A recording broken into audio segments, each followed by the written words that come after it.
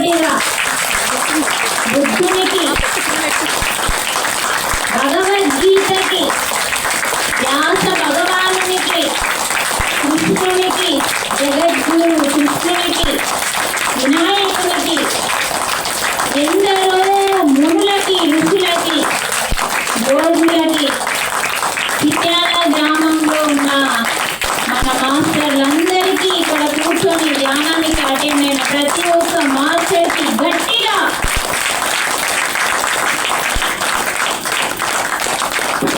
నా పేరు సునీత. నేను కూడా మా సార్ ద్వారానే ధ్యానంలోకి వచ్చాను. రావడానికి కారణం ఎన్నో అనారోగ్యాలు. అనారోగ్యాలు ఎందుకు వస్తాయి అన్నది ఎంతమందికి తెలుసా అండి? అనారోగ్యాలు ఎందుకు వస్తాయి ఎప్పుడన్నా ఫోకస్ చేసినామా? ఈ రోగం వచ్చిందంటే గోల్ వేస్తాం, ఈ రోగం వచ్చిందంటే డాక్టర్ దగ్గరికి వెళ్తాం, ఏ డాక్టర్ అని వెతుకుతాం, ఏ గోళీ అని వెతుకుతాం. కానీ ఎందుకు వచ్చిందని వెతికినామా? మీరు అందరు మాట్లాడాలా? లేదు. నోరుతోని విప్పండి. వెతికామా? లేదు. వెతకలేదు. వెతికితే ఆన్సర్ దొరుకుతుందా? దొరకదా? దొరుకుతుంది. మరి ఎందుకు వెతకలేవు? తెలియదు. Very good. తెలియదు, వెతకాలని. రోగం వస్తే డాక్టర్ దగ్గరికి వెళ్ళాలని తెలుసు, కానీ అసలు అనారోగ్యం ఎందుకు వచ్చింది, దేని వల్ల వచ్చింది? నేను పుట్టుకతో అనారోగ్యంతో పుట్టలేదు కదా, బానే పుట్టినా కదా, మధ్యలో ఎందుకు వచ్చింది అన్న ఒక ఆలోచన మిమ్మల్ని ఉన్నత స్థితిలోకి తీసుకెళ్తుంది. అవునంటారా కాదా? అవును. కొట్టాలా గట్టిగా? అంటే ఎందుకు అంటే ప్రతిదీ మనం గుడ్డిగా నమ్మద్దు. మరి డాక్టర్ దగ్గరికి వెళ్తే పోతుందా? పోతుందా అంటే ఎలా పోతుందంటే పొంగు మీద నీళ్ళు కలిసి పొంగు లోపలికి పోతుంది, మళ్ళీ పైకి లేస్తుంది, అలా పోతుంది, వస్తుంది. మరి దానికోసం మనం ఎందుకండి డాక్టర్ దగ్గరికి వెళ్ళాలి? అత్యవసరం అయితే వెళ్ళాలి. అత్యవసరం ఎప్పుడు వస్తుంది? ఒక యాక్సిడెంట్ అయినప్పుడు, రక్తం ఆగనప్పుడు, కొన్ని పరిస్థితులు ఉంటాయి. కానీ తలనొప్పినా డాక్టరే, కడుపు నొచ్చినా డాక్టరే, కాలు నొచ్చినా డాక్టరే, అన్నింటికి ఏమైపోయింది? వ్యసనం అయిపోయింది. అది అసలు అనారోగ్యం ఎలా వస్తుంది ఇవన్నీ తెలుసుకున్నా వద్దా?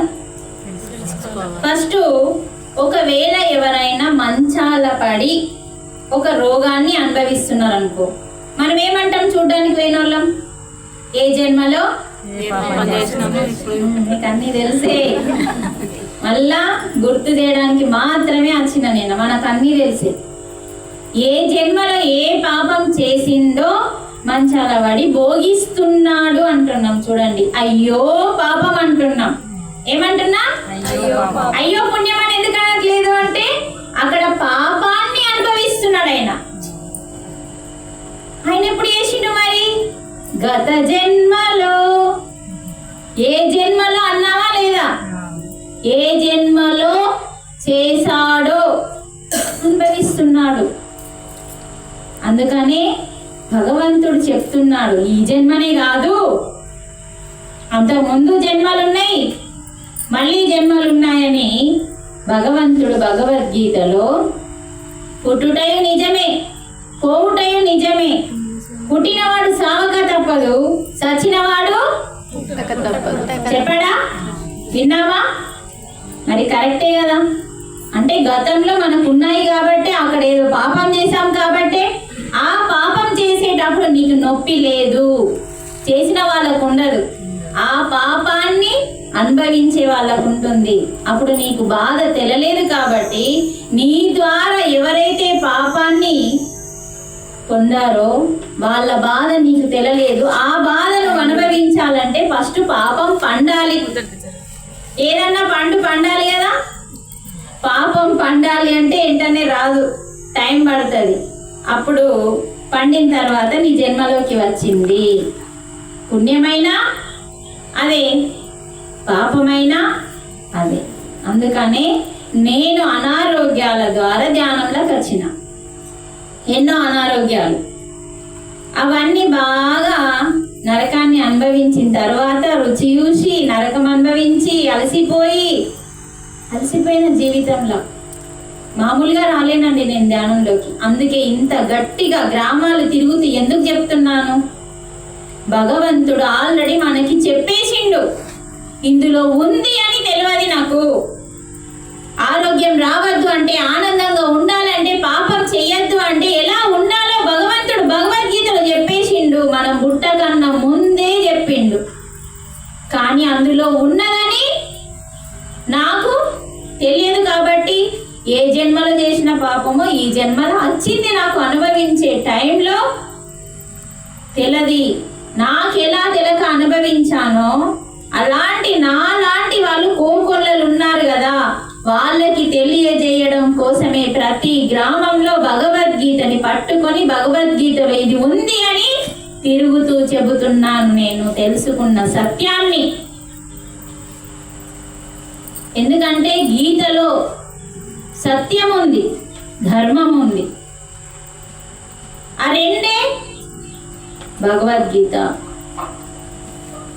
ఎందుకంటే పాపం చేస్తే దుఃఖం, పుణ్యం చేస్తే సుఖం. అందుకనే నేనెవరో కానిది ఎవరు, నేనెవరో నేను కానిది ఎవరు, నేను కాని దాన్ని పట్టుకొని ఏడ్చింది ఇన్ని రోజులు. నేను కానిది శరీరం, మరి నేనెవరు? ఈ శరీరంలో దగదగా మెరుస్తున్న ఆత్మ స్వరూపాన్ని నువ్వే అని చెప్తుంది గీత. అందుకనే భగవద్గీత అసలు అంటే ఏంటిదో తెలుసుకోవాలి ఫస్ట్ మనం. శ్లోకాలు మళ్ళా గీత ఎందుకు ఇచ్చిండు భగవంతుడు, అందులో ఏముంది, అందులో ఏముందో తెలుసుకుంటే పాపం వైపు వెళ్ళం, పుణ్యం వైపు వెళ్ళం. నిష్కామ కర్మలు ఏమీ ఆశించకుండా చేసే సేవ అనే కర్మలకి వెళ్ళి మోక్షం వైపు నడుస్తాం మనం. అందుకే ఇందులో ఏముందో తెలుసుకోవాలా వద్దా? నేనెవరో కానిది ఎవరు విపులముగా చెప్పితివమ్మా, నేనెవరో కానిది ఎవ్వరో దుఃఖ స్వరూపం కాదని. ఏమని చెప్పింది మరి? దుఃఖ స్వరూపం కాదని. మన జీవితంలో ఏముంది? దుఃఖమే ఉంది. ఏ దుఃఖం? జాబ్ రాలేదని దుఃఖం, పెళ్లి కాలేదని దుఃఖం, ఇల్లు లేదని దుఃఖం, ఇల్లు వచ్చే సోఫా రాలేదు, ఫ్రిడ్జ్ రాలేదు, కూలర్ రాలేదని దుఃఖం, పెద్ద టీవీ రాలేదని దుఃఖం. చిన్నది పెద్దది దుఃఖమే. ప్రతి దానికి దుఃఖం దుఃఖం దుఃఖం. దుఃఖ సాగరం కాదని ఆత్మస్వరూపం నీవని చెప్పితివమ్మ గీతా మాత. అమ్మ ఏం చెప్తుంది? గీత అంటే ఎవరు? అమ్మా. అందుకే ధ్యానం చేస్తే అమ్మా మనలో ఉన్న రాక్షస గుణాలు ఉన్నాయి మన లోపల. క్రోధము, కామ, క్రోధ, లోభ, మోహ, మద, మాత్సర్యాలనే గుణాలు మనిషివి కాదు, మనిషివి కాదు. అందుకని ఎవరన్నా గొడవ పెట్టుకున్నప్పుడు ఇష్టం వచ్చినట్టు మాట్లాడిండు అనుకో, మనిషివి కాదా, మనిషిలాగా మాట్లాడతలేవు, కనీసం మనిషిలాగా మాట్లాడు అంటమానమా? మనిషి తత్వం లేదు, మానవ తత్వం అంటే ప్రేమ. మానవ తత్వం ఏంటి ఏంటో తెలుసా? ప్రేమ. అందరి మీద, నీ పుట్టినోళ్ళ మీద కాదు, అందరి మీద ప్రేమ, కరుణ, దయ. ఇవి ఎవరి తత్వాలు? మానవుని తత్వాలమ్మా. అవి మనలో ఉన్నాయా? కామ, క్రోధ, లోభ, మోహ అంటే పగలు, ఈర్షలు, ఏమంటారు ఈర్షలు, ఇంకా ద్వేషాలు, కోపాలు, కోరికలు ఉన్నాయా లేదు? ఇవన్నీ లేవన్నోళ్ళు లేరు, అందరిలో ఉన్నాయి కదా. అవే రాక్షస గుణాలు. మరి ధ్యానం ఎందుకు అంటే, షార్ట్ కట్లో సింపుల్ గా చెప్పాలంటే, ఈ ఏవైతే రాక్షస గుణాలు ఉన్నాయో వాటిని పోగొట్టుకోవడం కోసం. రాక్షస గుణాలుంటే మనల్ని ఎవరంటారండి? రాక్షసుడు కదా. ఎవరిని అంటారు? మనల్ని మనుషులు అంటారా? అవతారమేమో మనిషిది. బాగా వినండి. ఎందుకు ధ్యానం? మనమేమో మనుషులం అవతారం చూస్తే, నువ్వెవరంటే మనిషి. కానీ గుణం మరి ఇప్పుడు అవతారమా గుణమా చూడాల్సింది? ఏది చూడాలమ్మా?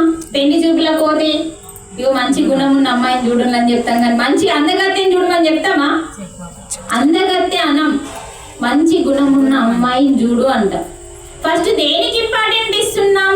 గుణానికి, రూపానికి కాదు. అందుకనే మరి మనలో ఉన్న గుణాలన్నీ అతని రాక్షసులే. అందుకనే మన అవతారం మనిషిది, కానీ రాక్షసుల గుణాలు ఉన్నాయి కాబట్టి మనలో రాక్షస తత్వం ఉంది. అందుకనే ఇది పోగొట్టుకోవడం కోసం ధ్యానం చేస్తే ఏమైతుంది? ధ్యానం మనం ఏం చేస్తుందంటే మనిషిగా మారుస్తుంది. ఫస్ట్ అంటే మనలో ఇప్పుడు చూడండి, అందరికీ ఎక్కడో జరుగుతున్న సప్తాకి అందరు వెళ్ళాలంటే కష్టమని అక్కడ ఉన్న వాళ్ళు ఇక్కడికి వచ్చి సేవ చేస్తున్నారా లేదా? దీన్నే మానవ తత్వము అంటాం. ఎందుకంటే ఇలా తిరగకపోతే అందరికీ ఈ విషయం తెలియదు కదా. నువ్వున్న చోటికి అందరు రారు. అందరున్న చోటికి నువ్వు వెళ్ళి సేవ చేయడమే దైవ సేవ అన్నాడు భగవద్గీతలో భగవంతుడు. అందుకనే మనమందరము మనసు ఫస్ట్ మనిషిగా మారాలి. రాక్షస గుణాలు పోగొట్టుకున్నప్పుడు మానవత్వం ఉన్న మనిషిగా మారుతాం ధ్యానం ద్వారా. అంటే ఎందుకు అలా మారుతాం? ధ్యానము ఎందుకలా నిన్ను మారుస్తుంది అంటే నీ లోపలికి ధ్యానం ద్వారా పరమాత్మని యొక్క శక్తి నీ లోపలికి వస్తుంది. అది ఎలానో చక్కగా తెలుసుకుందాం. ఇంకా నీ లోపలికి వస్తుంది. వచ్చినప్పుడు నిన్ను చీపిరిలాగా కడిగేస్తుంది శ్వాస. ఇప్పుడు మీరు ఉన్నారండి, మీ ఇల్లుని రోజు 2 సార్లు నొక్కుతారా లేదా? 2 సార్లు ఎందుకు? ఒకసారి ఆలదా అంటే చాలదు. ఎందుకు ఇల్లుని నూకుతున్నాము అంటే శుభ్రం కోసం. అలాగే నీ అంతరంగంలో ఏముంది? కామం ఉంది, కోపం ఉంది, పకోళ్ళ మీద ఈర్ష్య ఉంది, ఇంకా ఎదురింటోళ్ళ మీద ద్వేషం ఉంది. ఇవన్నీ నూకేయాలి చీపిరితోని, ఆ చెత్తని ఎత్తేయాలి. అందుకనే శ్వాస ఏం చేస్తుందంటే ఇవన్నీ నీ మనసులో ఉన్నాయి కదా, ఆ మనస్సుని లేకుండా చేసేది శ్వాస. కాబట్టి అందుకే శ్వాస మీద ధ్యాస. శ్వాస మీద ధ్యాస ఎప్పుడైతే పెడతామో శ్వాస ఏం చేస్తుంది? అందరు ఉన్నారా ఇక్కడ? ఉన్నాం. ఉంటేనే చెప్తా, నాకు తలకాయలు కావాల్సింది. ఉన్నారా? మధ్య మధ్య లేస్తా ప్రశ్న, ఉన్నారా లేదా అప్పుడు తెలుస్తుంది. ఎక్కడ ఆపిన బేట నువ్వు చెప్పు. నేను ఇప్పుడు ఎక్కడ స్టాప్ చేసిన? ధ్యాస, శ్వాస మీద ధ్యాస.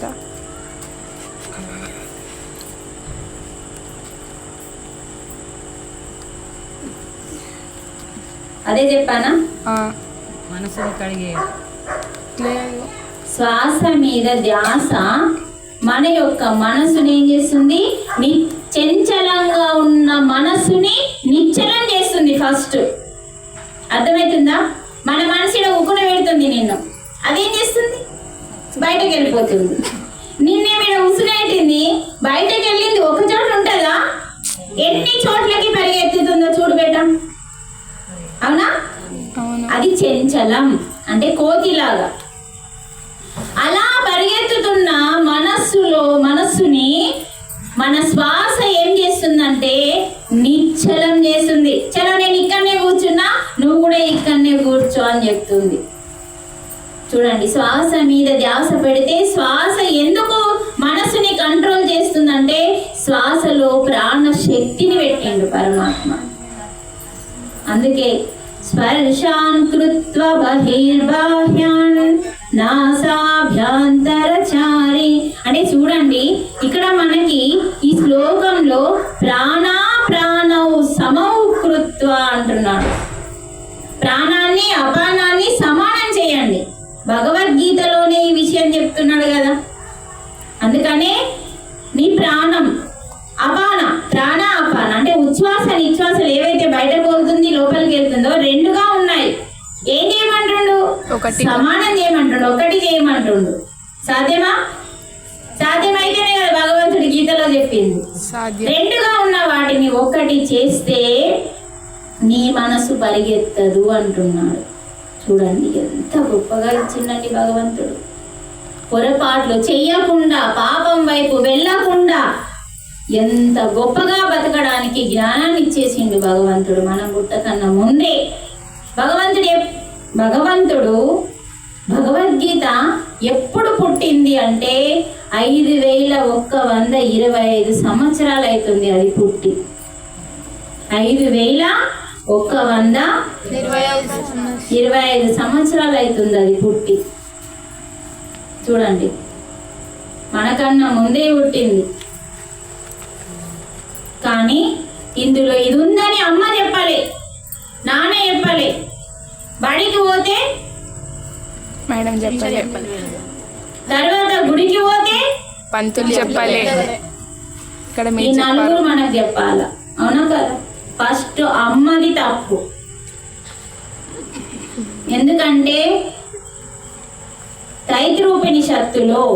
ఉపనిషత్తులలో మాతృదేవో భవ అని చెప్పారు. అక్కడ ఫస్ట్ స్థానం, సృష్టిలో ఫస్ట్ స్థానం మనకెందుకు పెట్టిండ్రు అంటే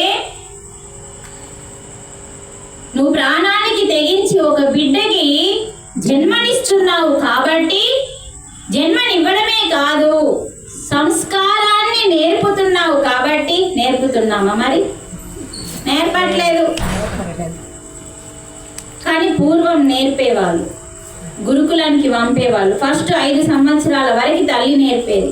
నేర్పుతున్నావు కాబట్టి సృష్టిలో ఫస్ట్ స్థానం అమ్మకి పెట్టింది. ఎందుకంటే ఒక బిడ్డని తీర్చిదిద్దేయగలిగే శక్తి, సామర్థ్యం తల్లికే ఉంది కాబట్టి.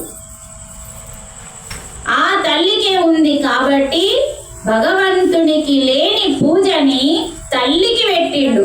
తల్లిని పూజిస్తే నన్ను పూజించినట్టే అన్నాడు.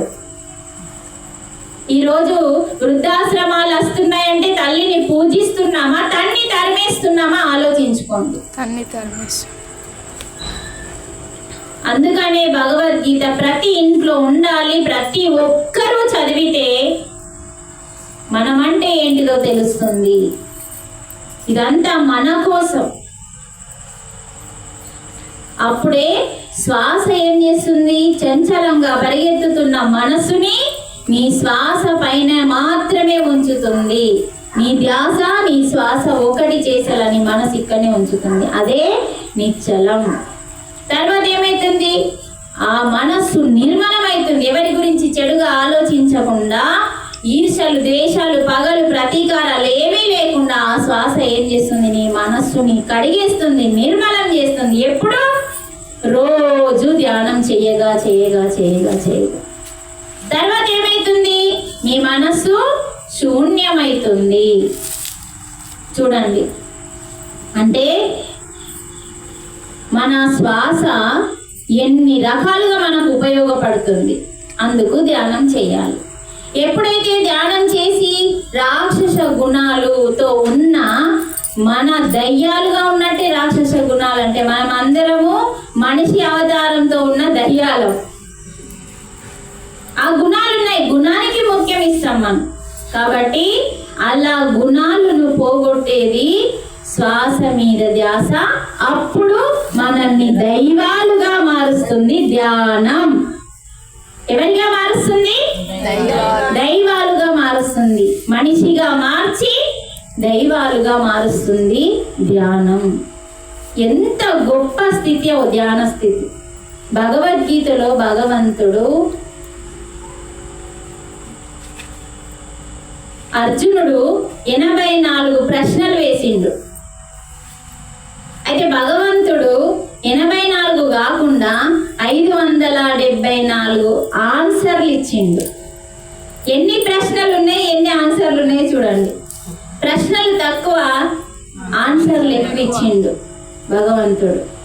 అందుకనే భగవద్గీత మన దుఃఖాన్ని పోగొట్టడానికి, ఆత్మజ్ఞానం అంటే మన గురించి, జీవుడి గురించి, దేవుడి గురించి తెలుసుకోవడమే ఆత్మజ్ఞానం. ఇందాక చెప్పాడు కదా, నేనెవరు అనుకుంటున్నాం? శరీరం నేను అనుకుంటున్నాం. కానీ శరీరాన్ని నడిపించే అందులో ఒక శక్తి ఉంది. ఆ శక్తి పేరే మరి శరీరం నడిచేదైతే శవం కూడా శరీరమే కదా, అది నడవట్లేదే. శక్తి ఉండాలి. అందులో ఏముండాలి? ప్రాణం ఉండాలి. ప్రాణమే శక్తి, శక్తే ఆత్మ. అర్థమైందా?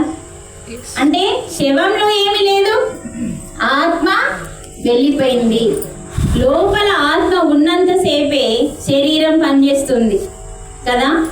మరి నేనే శరీరం అనుకోవడం కాకుండా ఈ శరీరంలో దగదగ మెరిసే ఆత్మ స్వరూపాన్ని నేను. ఆత్మశాంతి లేదంటాం, మనశ్శాంతి లేదంటాం, ఆత్మశాంతి లేదంటాం. మళ్ళీ నేను శరీరం అనుకోని శరీరానికే పట్టించుకుంటున్నాం. ధ్యానం చెయ్యడం అంటే శరీరాన్ని పట్టించుకోవడం, మనస్సుని పట్టించుకోవడం, ఆత్మని కూడా పట్టించుకోవడం. చూడండి, ధ్యానం చేస్తే శరీరానికి ఆరోగ్యం వస్తుంది, ఎలానో చెప్పుకుందాం. మనసుకి ప్రశాంతత వస్తుంది, తర్వాత ఆత్మకి జ్ఞానం వస్తుంది, ఆరోగ్యం, మనశ్శాంతి, తర్వాత ఇంకోటి ఏం చెప్పిన? జ్ఞానం, ఆత్మ జ్ఞానం. ఆత్మకి కావాల్సింది జ్ఞానం. అందుకనే జ్ఞానాగ్ని దగ్ధ కర్మాణం అన్నాడు. ఎప్పుడైతే ఆత్మకి జ్ఞానం పొందుతావో నీ కర్మలన్నీ ఏమంటుండు? నీ కర్మలన్నీ దగ్ధం చేస్తా అంటున్నాడు. ఆత్మకి జ్ఞానం కావాలి అంటే మన ఆత్మ ఎక్కడుంది? లోపలుంది. చిలుక లోపలికి వెళ్ళి కదా బయటకు వెళ్ళిపోతుంది. లోపలుంది, నువ్వు లోపలికి వెళ్ళాలి. నీ లోపలికి వెళ్ళడం అంటే నీ దగ్గరికి వెళ్ళడం. మరి ఎలా సాధ్యం అంటే శ్వాసతో సాధ్యం. నీ ధ్యాస వెళ్ళాలి లోపలికి. నువ్వంటే నీ శరీరం పోవడం కాదు, నీ ధ్యాస నీ శ్వాసతో లోపలికి వెళ్ళాలి. అందుకని మరి శరీరానికి ఆరోగ్యం ఎలా వస్తుంది ధ్యానం చేస్తే అంటే చూడండి, మీరందరూ కళ్ళు మూసుకొని ధ్యానంలో కూర్చున్నప్పుడు ఆలోచనలు వస్తాయి. ఒక మనిషి ఆలోచనలతోనే కూర్చున్నది, ఇంకొక మనిషి ధ్యానం గురించి పర్ఫెక్ట్ కొంచెం తెలుసు. ధ్యానంలో వస్తే ఆలోచనలు కట్ చేయాలి, వీటితో ఉండకూడదని చెప్పి కట్ చేసి శ్వాస మీద ధ్యాస పెట్టి శ్వాసతో ఉంది. ఈమె ఆలోచనలతో ఉంది, ఈమె శ్వాసతో ఉంది. ఈ శ్వాసతో ఉన్న మేడం ఏమైతుంది? మెల్లిగా ఆలోచనలు వెళ్ళిపోయినాయి. శ్వాస చిన్నదే, రెండు కనుబొమ్మల మధ్యలో కూర్చుంటుంది చక్కగా. అప్పుడు ఆ యొక్క ఆలోచనలు కూడా వెళ్ళిపోతాయి. ఎప్పుడైతే ఆలోచనలు వెళ్ళిపోతాయో శ్వాస మీద ధ్యాస పెట్టిన మేడంకి బ్రహ్మరంధ్రం ఓపెన్ అవుతుంది. ఇక్కడ ఆలోచనలతో కూర్చున్న మేడంకి ఏమైతుంది? నెత్తి ఖరాబ్ అవుతుంది. లోపల మొత్తం గందరగోళం అవుతుంది. ఈ ఆలోచన ఆలోచన 1 by 1 వస్తూనే ఉంటాయి. ఆడ ధ్యానంలో కూసోబుద్ధి లేస్తుంది, మెసులుతుంది, కళ్ళు తెరుస్తుంది, చేతులు ఇస్తుంది. ధ్యానం చేసినాను ఎంతసేపు కూర్చున్నామంటే ఇద్దరు సేమ్ టైం చెప్తారు. ధ్యానం ఎవరికి జరిగింది? శ్వాస మీద ధ్యాస పెట్టి శ్వాసతో ఉంటే ఆలోచనలు పూర్తిగా వెళ్ళిపోయినప్పుడు అప్పుడు మనకి శ్వాస ఇక్కడ నిలుస్తుంది. అప్పుడు ఇది ఓపెన్ అవుతుంది. ఇది ఓపెన్ కావడం అంత ఈజీ కాదు. మనము 9 రంధ్రాలు మూస్తే 10వ రంధ్రం ఓపెన్ అవుతుంది. 9 రంధ్రాలు అంటే నవగ్రహాలు మన లోపల. చూడండి, ఇటు చూడండి, మన లోపల ఒక్కొక్క రంధ్రంలో 9 నవగ్రహాలు ఉన్నాయండి. వాటిని ముయ్యడమే ధ్యానం. అంటే 2 కళ్ళు లోపల నుంచి నీళ్ళు వస్తున్నాయి, 2 చెవులు, 2 ముక్కు రంధ్రాలు, నోరు, 2, 4, 6, 7 అయినాయి. మలము మూత్రము విసర్జించే రంధ్రాలు 9 అంటే ఎవరు వీళ్ళు? బయట గుడిలో ఒక నలుపు కలర్లో విగ్రహాలను పెడతాం. ఆదిత్యాయ చ సోమాయ మంగళాయ బుధాయ చ గురు శుక్ర శనిభ్యశ్చ రాహవే కేతవే నమః. వీళ్ళందరూ ఎవరు? బ్రహ్మ సృష్టించిన నవగ్రహాలు. నవగ్రహాలు మన శరీరంలో ఉన్నాయి. ఒక్కొక్క రంధ్రంలో ఒక్కొక్క భగవానుడు ఉన్నాడు. మనకి జీవితానికి ఏ ఆటంకం రాకుండా ఈ నవగ్రహాలని మూసేసి ధ్యానం శ్వాస మీద ధ్యాస పెట్టి కూర్చుంటే అప్పుడు నవగ్రహాలని దాటి బ్రహ్మరంధ్రాన్ని ఓపెన్ చేసుకున్నప్పుడు నవగ్రహాల దోషం మన కంటకుండా తొలగిపోతుంది. చూడండి, ధ్యానం అంటే కళ్ళు మూసుకొని చేస్తున్నాము అంతే అనుకుంటున్నాం, కానీ జరిగే యొక్క గొప్పతనం మనకి తెలియదు. అందుకని గీతలో ప్రతి శ్లోకంలో వివరించిండు మనకి. అందుకనే ధ్యానం ఏం చెప్తున్నాడు? ప్రాణౌ సమౌ కృత్వ అన్నాడు. అంటే నీ ప్రాణాన్ని అపానాన్ని రెండింటిని విడిగా ఉన్న వాటిని సమానం చేయడమే. ఎప్పుడైతే సమానం అయిపోతాయో ఇక్కడ వచ్చి కూర్చుంటుంది. అప్పుడు ఏ ఆలోచన ఉండదు నీకు. అప్పుడు కదా నీకు బ్రహ్మరంధ్రం ఓపెన్ అవుతుంది. ఇది ఎప్పుడైతే ఓపెన్ అవుతుందో బయట ఉన్న పరమాత్మని యొక్క శక్తి అంతా మన లోపలికి వస్తుంది. ఇప్పుడు చూడండి, మనం వంట చేసేటప్పుడు ఉల్లిగడ్డని తీస్తాం. ఉల్లిగడ్డని మనం కోస్తే పొరలుగా వెళ్తుంది. అలా మనకి అంతెందుకు అక్కడి వరకు వెళ్ళాల్సిన అవసరం లేదు. ఇక్కడ ఒక చెట్టు ఉంది కదా, ఆ చెట్టు బయటకి ఒకటి కనిపిస్తుంది, లోపల ఇంకోటి ఉందా? చెట్టుకు ఆధారం ఏంటి? నీరా? వేరు. ఫస్ట్ వేరు లేకపోతే చెట్టు లేదు. అంటే లోపల ఒకటి ఉంది, బయట ఒకటి ఉంది. లోపలిది కనిపిస్తుందా? మట్టి లోపల ఉంది కాబట్టి కనిపించదు. కనిపించనిది ఆరోగ్యంగా ఉంటే కనిపించేది ఆరోగ్యంగా ఉంటుంది.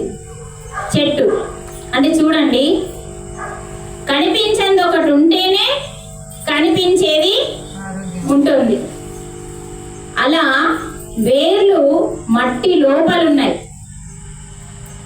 కనిపించదు. అలాగే మన శరీరంలో కూడా, మన శరీరంలో ఈ శరీరం వెనకాల మనకి నాడులు ఉంటాయి. వాటిని మనం శక్తిని తీసుకునే నాడులు అంటాం. అంటే అవి వాటిలో రక్త ప్రవాహం ఉండదు, ఎనర్జీ ప్రవాహం ఉంటుంది. అవి ధ్యానం ద్వారా ఏమైతుందంటే అవి శక్తిని తీసుకుంటాయి. అది ఈ బ్రహ్మరంధ్రం ద్వారా మనం తీసుకున్న శక్తి ఆ నాడీ మండలాన్ని శుద్ధి చేస్తుంది. అప్పుడు మనకు ఫస్ట్ ఆరోగ్యం వస్తుంది. శరీరంలో ధ్యానం ద్వారా పొందిన శక్తి ఏదైతే ఉందో నీ శరీరాన్ని శుద్ధి చేస్తుంది.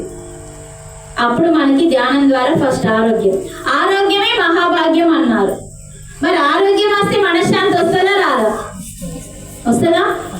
ఎందుకంటే ఆరోగ్యంగా ఉన్నామనుకో ఎంత పనన్నా చేయగలుగుతాం, డబ్బు పోదు, ప్రశాంతత ఉంటుంది, హాస్పిటల్ వెళ్ళాం అంటే మనశ్శాంతి వస్తుంది. ధ్యానం ద్వారా శరీరానికి ఆరోగ్యం, మనసుకు ప్రశాంతత, తర్వాత ఆత్మకి జ్ఞానం అందుతుంది. అదే జ్ఞానం నాశనం కాని జ్ఞానం, అదే ఆత్మ విద్య. జ్ఞానం అంటే మనం బడికి వెళ్తే దొరికేది అనుకుంటున్నాం. బడికి వెళ్తే చెప్పేది ఒక ఇంజనీర్ కావడం కోసమో, ఒక డాక్టర్ కావడం కోసమో, ఒక టీచర్ కావడం కోసమో, ఏదో ఒకటి కావడం కోసం. కానీ దైవం కావడం కోసం ధ్యానంలో జ్ఞానాన్ని పొందుతున్నాం. చూడండి, దైవం కావడం కోసం డాక్టర్ కాదు, యాక్టర్ కాదు, టీచర్ కాదు. దేని కావడం కోసం? భగవంతుడు మీరు నా దగ్గరనే నుంచి వచ్చారు, మీరు కూడా దైవ